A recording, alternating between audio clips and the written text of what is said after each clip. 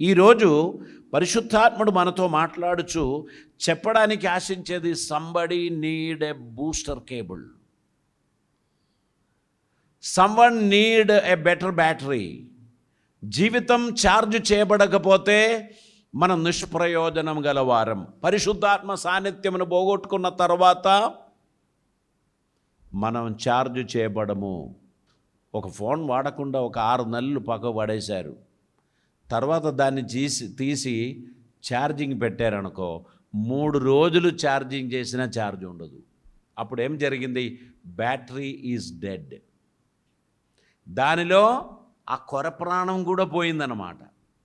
మన నిర్లక్ష్యం వలన దాన్ని మనం వాడుకోలేదు. ఇప్పుడు టోటలీ న్యూ బ్యాటరీతో దాన్ని రీప్లేస్ చేయాల్సినటువంటి అవసరత ఉంది. స్పిరిచువల్ లైఫ్ నిర్లక్ష్యం జరిగితే అది దేవునికి దూరం అయిపోతుందని మాత్రమే కాదు, అది డెడ్ అయిపోవడానికి ఉన్న ఆస్కారాలు ఉన్నాయి. కనుక నా బాధ్యతలు నేనే తీసుకోవాలి. మనం ఇంట్లో ఉంటే మమ్మీ వెంటబడతారు, డాడీ వెంటబడతారు. బైబిల్ చదివామా? మన దూరంలో ఉంటే ఎవరు వెంటబడతారు? స్మార్ట్ ఫోన్ ప్రతిరోజు తుడిచి ఛార్జ్ చేసి వాడుకోవడం మనకు అలవాటే, కానీ బైబిల్ ప్రతిరోజు తెరచి చదవడం, ప్రార్థన చేయడం ఇది మనకు కొన్నిసార్లు అలవాటుగా ఉండదు. కాబట్టి దేవుడు ఈరోజు మనతో మాట్లాడుచున్నారు. మనమందరము దేవునికి ప్రయోజనకరమైన బిడ్డలుగా ఉండడానికి తగినట్లు మన జీవితాన్ని మనం సమర్పించాల్సినటువంటి అవసరత ఉంది. నేను నా బ్యాటరీ ఎప్పుడు ఛార్జ్ చేశాను అనేది మనము వెనుతిరిగి ఆలోచించాలి. కొన్నిసార్లు మన స్మార్ట్ వాచ్ ఆఫ్ అయి ఉంటుంది. అయ్యో, నాకేమీ ఇన్ఫర్మేషన్, రాత్రి అంత నిద్రపోయినా కానీ వాచ్ ఏమీ ఇన్ఫర్మేషన్ ఇవ్వలేదు. ఏమైంది? అది డెడ్ అయిపోయింది, దాని ఛార్జింగ్ ఆగిపోయింది. ఈరోజు నెల్లు ఉంటుంది, అందులో ఏమీ ఇన్ఫర్మేషన్ మన ఫోన్కు రాదు, బికాస్ ఇట్ వాస్ డెడ్.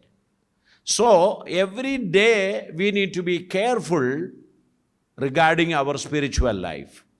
మన ఆత్మీయ జీవితం గురించి మనం జాగ్రత్త పడవలసినటువంటి అవసరత ఉంది.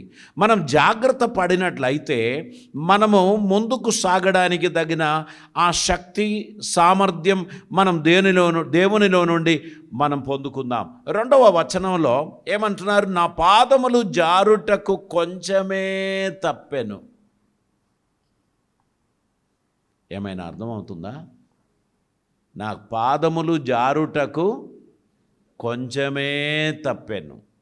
పూర్తిగా తప్పలేదు, కొంచెం తప్పాను. అక్కడ ఏం జరిగింది? నష్టం జరిగింది. కాలు జారితే ఏం జరుగుతుంది? ఏ ఎముకలు ఇరుగుతుందో చెప్పలేం, అది పడ్డ తర్వాతనే చెప్పగలుగుతాం. కొన్ని 3 నెలలు బెడ్ రెస్ట్, కొన్ని 6 నెలలు బెడ్ రెస్ట్, కొన్నిది 40 days బెడ్ రెస్ట్, ఇట్లాగే చెప్తూ ఉంటారు. సో జారి పడకుండా ఉండడానికి ప్రతిదినం జాగ్రత్త పడాలని దేవుడు మన గురించి తెలియపరుస్తున్నారు. దేవునికి స్తోత్రం. దేవుడిచ్చినటువంటి స్పిరిచువల్ లైఫ్ను నిర్లక్ష్యం చేసినట్లయితే జారిపడే అవకాశం ఉన్నది అనేది మనం గుర్తుపెట్టుకోవాల్సినటువంటి అవసరత ఉంది. ఇక్కడ ఒక మంచి కార్యం ఏం జరిగిందంటే, ఈ కీర్తనకారుడు అడ్మిట్ చేశాడు, ఒప్పుకున్నాడు. నా పాదాలు కొంచెం జారింది. కొంతమంది పడి లేచి కూడా నేను పడలేదంటారు. జారడం ఏంటి? నాకేం జరగలేదు, I'm all right, I don't have any problem అని వారు చెప్పుతూ తప్పించుకోవడానికి ప్రయత్నం చేస్తారు. కానీ వారి మనసాక్షికి తెలుసు ఎక్కడ జారారు, ఎప్పుడు జారారు అనేది వాళ్ళకు తెలుసు. ఇతడు అడ్మిట్ చేశాడు. ఒక సత్యసంధత కలిగినటువంటి ఒక మనిషిగా ఆసాఫును నేను గుర్తిస్తున్నాను. అతడు వెంటనే తన జీవితంలో సంభవించిన ఆ మార్పులను గురించి ఆయన మాట్లాడుచున్నాడు. ఆయన ఫీలింగ్స్లో వచ్చినటువంటి మార్పులను గురించి మాట్లాడుచున్నాడు. పెను ప్రమాదంలోనికి పడకుండా తాను జాగ్రత్త పడినట్లు తెలియపరుస్తున్నారు. ఆల్ రైట్ అని చెప్పి కప్పుకుంటారు కొందరు. అది ఎప్పటికైనా బయటికి రావాల్సిందే. చాలా రోజులు కప్పడానికి వీల్లేదు. గనుక అటువంటి ప్రమాదం జరగక మునిపే అడ్మిట్ చేసి just slipped, but thank God I didn't fall. నేను పడకుండా దేవుడు నన్ను కాపాడాడు, అందుకు నేను దేవునికి స్తోత్రం చెల్లిస్తున్నానని ఈ కీర్తనకారుడు తెలియపరిచినట్లు మనం చూస్తూ ఉన్నాం. దేవునికి స్తోత్రం. 3 నుంచి 14 వరకు ఉన్నటువంటి వచనాలు చదివితే అతనికి ఇతరులను బట్టి కొంచెం మనస్కష్టాలు వచ్చినాయి. మనకు అదంతా చదవడానికి సమయం లేదు. భక్తిహీనుల క్షేమం నా కంటబడినప్పుడు గర్వించు వారిని బట్టి నేను మత్సరపడి తిని. ఇంత భక్తిని పాటిస్తూ ఇంత జాగ్రత్తగా నడిచిన నాకు చిన్నగా జారి పడితేనే ఇంత ప్రమాదం జరిగితే, భక్తిహీనులు చూడు, వారికి ఏం ప్రాబ్లం లేదు, వారు ఎక్కడ పడతలేరు, వారు చాలా హ్యాపీగా ఉన్నారు. వారిని చూచి నేను ఇప్పుడు ఏమైపోతున్నాను, మత్సరపడుతున్నాను. ఆ తర్వాత దాని గురించి 14వ వచనం వరకు చాలా విషయాలు తెలియపరుస్తున్నారు.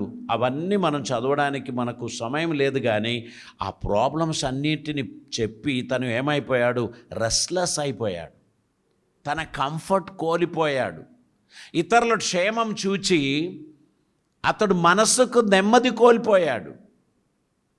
భక్తి అని చెప్పు నడుస్తున్న నాకే ఇన్ని కష్టాలు, ఏ భక్తి లేని వానికి ఏ ప్రాబ్లం లేదు, అది నేను చూచి నేను అసహ్యపడుతున్నానని అతడు చెప్పాడు. ఇంకా మనం చూసినట్లయితే 15వ వచనం మనం చదువుదామండి.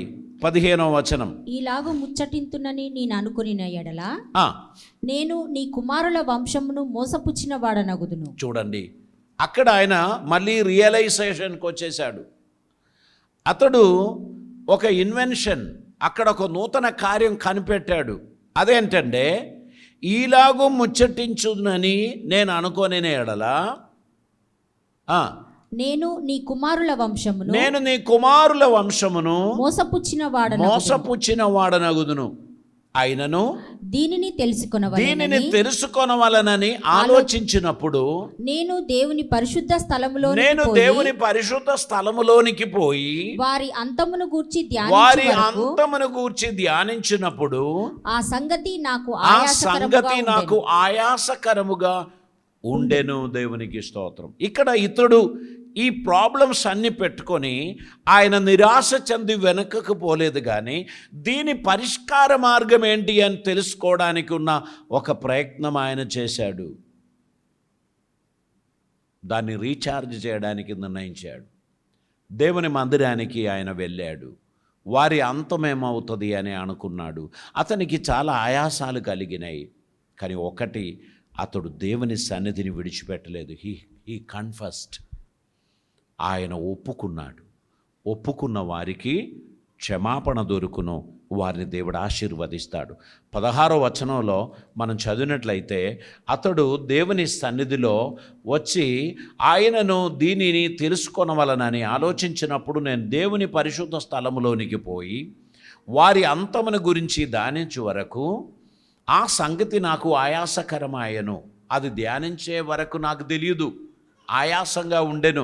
ఎప్పుడైతే దేవుని సన్నిధికి నేను వెళ్ళానో నాకు అర్థమైంది, నిశ్చయముగా నీవు వారిని కాలుజారు చోటనే ఉంచి ఉన్నావు. వారు నశించున్నట్లు వారిని పడవేయుచున్నావు. దైవభక్తి లేని వారు సాధించారు అని చెప్పి మనలని ఎగతాళి చేసుకుంటూ ముందుకు వెళ్తారు. కానీ వారిని గురించి బైబిల్ చెప్తున్నారు, వారి కాలు జారు చోట వారిని ఉంచి ఉన్నారు. ఏ క్షణమైనా వారు జారిపడవచ్చు. నీవు కొంచెం మట్టికే జారినప్పుడే నీకు ఇంత ఆందోళన. పూర్తిగా జారిపోకుండా దేవుడు నిన్ను కాపాడినందుకు దేవునికి స్తోత్రం చెల్లించు. దేవునికి స్తోత్రం. Thank God somebody has come and pull me up. నన్ను బయటికి లాగారు, ఆ ప్రాబ్లం నుంచి నన్ను బయటికి తీసుకొచ్చారు. ఒకవేళ అది జరగకపోతే మన లోపల మనం నలిగిపోతూనే ఉంటాం.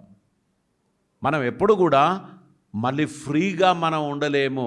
ఎల్లప్పుడూ ఏదో ఒక బరువు మోసిన వ్యక్తిలాగానే మనం ఉంటాం. కనుక మా బరువు తీసివేయడం చాలా మంచిది. మన మనసులో కలిగిన ఆ కష్టాన్ని తీసివేయడం చాలా మంచిది. ఆయన మన జీవితంలో అద్భుతం చేస్తాడు అనేటువంటిది గుర్తుంచుకోవాలి. పరిశుద్ధ వాక్యం చెప్తున్నారు, నీతిమంతుడు నన్ను గద్దించుట నాకు తైలాభిషేకం. తలకు నూనె రాసినట్టే నీతిమంతుడు నన్ను కొడితే, థ్యాంక్స్ అండి, మిమ్మల్ని బట్టి నేను బయటపడ్డాను, మిమ్మల్ని బట్టి నేను మళ్ళీ ట్రాక్ మీదకి వచ్చాను, మిమ్మల్ని బట్టి నేను దేవునికి వందనాలు చెల్లిస్తున్నానని చెప్పి మనం అటువంటి వారికి దేవునికి స్తోత్రం చెల్లించాలి. కొందరు ఏం చేస్తారు తెలుసా, ఏమైపోయినా మనకేం లేదు పోని, అది లాస్ట్లో వారు తెలుసుకుంటారు మనకెందుకు అని చెప్పి వదిలేస్తారు. ప్రేమించు వారు అలా చేయరు. వారు ఖచ్చితంగా వెంటబడతారు, వారు హెచ్చరికలు ఇస్తారు, వారు సరిచేస్తారు, వారు ముందుకు నడిపించడానికి ప్రయత్నిస్తారు. కాబట్టి ఇక్కడ దేవునికి స్తుతి చెల్లించే ఒక సందర్భం ఇక్కడికి వచ్చినట్లు మనం చూస్తున్నాం. 21, 22 వచనాలు చదువుదామండి. నా హృదయము మత్సరపడెను, నా హృదయము మత్సరపడెను, నా అంతరింద్రియములలో నా అంతరింద్రియములో నేను వ్యాకుల పడితిని, నేను వ్యాకుల పడితిని, నేను తెలివిలేని పశుప్రాయుడనైతిని, తెలివిలేని పశుప్రాయుడనైతిని, నీ సన్నిధిని మృగము వంటి వాడనైతిని. చూడండి, నాకెవరైనా ఒకరు బుద్ధి చెప్పి నన్ను నడిపించడానికి ఉన్నారు అంటే నేను ధన్యుని.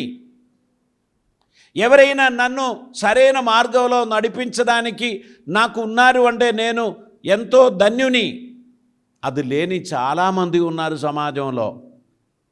వారు పోయి బోల్తాబడి నాశనమైన తర్వాత విలపిస్తూ ఉంటారు, కానీ వారిని పైకి తీసుకురావడానికి నిలబెట్టడానికి ఎవరు ఉండకపోయారు. మీకు ఒక మంచి ఉపాధ్యాయుడు, మీకు మంచి పేరెంట్, మీకు మంచి ఆత్మీయ నాయకులు, మీకు మంచి స్పిరిచువల్ పేరెంట్స్ మీకుండి మీ వెంటబడి మిమ్మల్ని జారి పడకుండా ప్రొటెక్ట్ చేస్తున్నారు అనుకోండి, వారికి ఖచ్చితంగా 2 చేతులు జోడించి ధన్యవాదాలు చెప్పాలి. మీ క్షేమం కోరిన వారు, మీరు నిలవాలని ఆశించేవారు, మీరు వర్ధిల్లాలని కోరేవారు, వారిని బట్టి దేవునికి వందనాలు చెల్లించాలి. కొంతమంది ఉన్నారు, స్కూల్కి వెళ్తారు, టీచర్తో గొడవ పడతారు. టీచర్తో గొడవపడి నా బిడ్డను ముట్టుకోకు, నీకు అనవసరం, థ్యాంక్స్ అండి అంటారు. టీచర్ ఇంకేమి ముట్టుకోరు. ఎక్కడ కూర్చోబెడతారు? Last bench. ఫ్రంట్ బెంచ్లో ఉండి అల్లరి చేసిన బిడ్డను తీసుకుపోయి ఎక్కడ కూర్చోబెట్టారు? లాస్ట్ బెంచ్లో. చాలా జరుగుతాయి ఇట్లాంటి, మళ్ళీ వారిని పట్టించుకోరు. నీ బిడ్డ లాస్ట్ బెంచ్లో ఉండాలని నువ్వు కోరుచున్నావా? ఫస్ట్ బెంచ్లో ఉండాలని కోరుచున్నావా?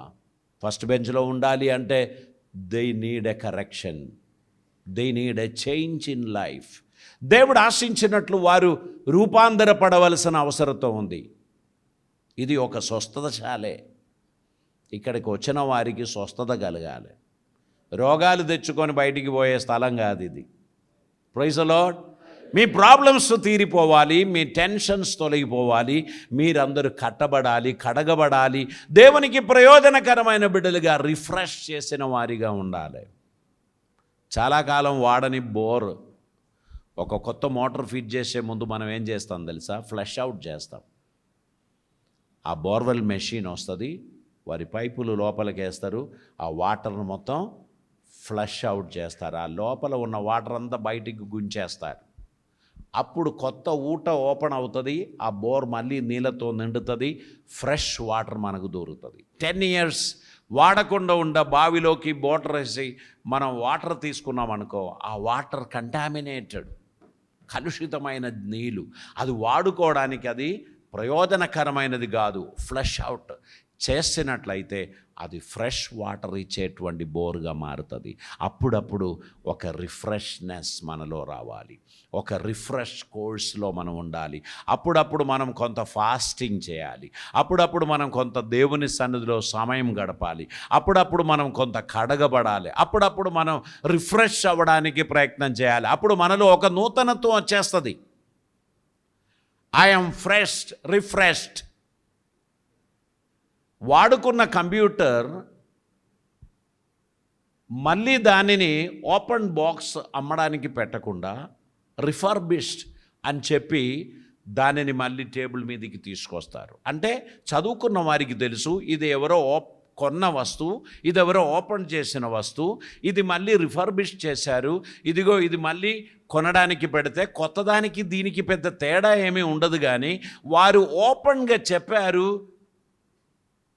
ఇది మళ్ళీ రిఫర్బిష్ చేసినటువంటిదే.